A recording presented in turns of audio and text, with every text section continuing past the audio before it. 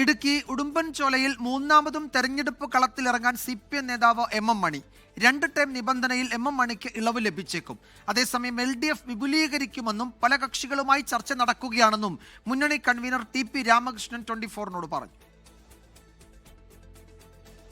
38,000-ലേറെ വോട്ടിന്റെ ഭൂരിപക്ഷത്തിലാണ് കഴിഞ്ഞ തവണ MM മണി ഉടുമ്പൻചോല നിലനിർത്തിയത്. തദ്ദേശ തെരഞ്ഞെടുപ്പിലെ തിരിച്ചടി മറികടക്കാൻ MM മണി മത്സരിക്കണമെന്ന അഭിപ്രായമാണ് CPIM ജില്ലാ നേതൃത്വത്തിന്. ഇക്കാര്യം സംസ്ഥാന നേതൃത്വത്തെ അറിയിക്കും.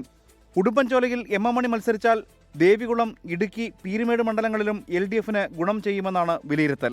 അങ്ങനെയെങ്കിൽ 2 ടൈം നിബന്ധനയിൽ MM മണിക്ക് ഇളവ് ലഭിച്ചേക്കും. അതേസമയം മുന്നണി വിപുലീകരണത്തിന് LDF നീക്കം ആരംഭിച്ചു. ഇടത് അനുകൂല നിലപാടെടുക്കുന്നവർക്ക് സ്വാഗതമെന്ന് LDF കൺവീനർ TP രാമകൃഷ്ണൻ 24നോട് പറഞ്ഞു.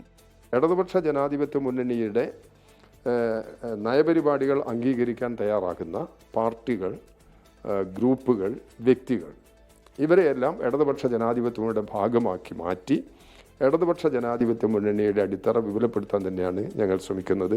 ജനങ്ങളോട് ചോദിച്ച് തിരുത്താൻ തയ്യാറാണെന്നും LDF കൺവീനർ TP രാമകൃഷ്ണൻ പ്രതികരിച്ചു.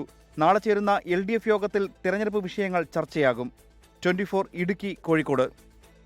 ലോകത്തെവിടെയായാലും ഏത് സമയത്തും 24 വാർത്തകളും ഓഗ്മെന്റഡ് റിയാലിറ്റി പാക്കേജുകളും എക്സ്പ്ലെയിനറുകളും വിശദമായി കാണാൻ ഞങ്ങളുടെ YouTube ചാനൽ നിങ്ങൾക്ക് സബ്സ്ക്രൈബ് ചെയ്യാം.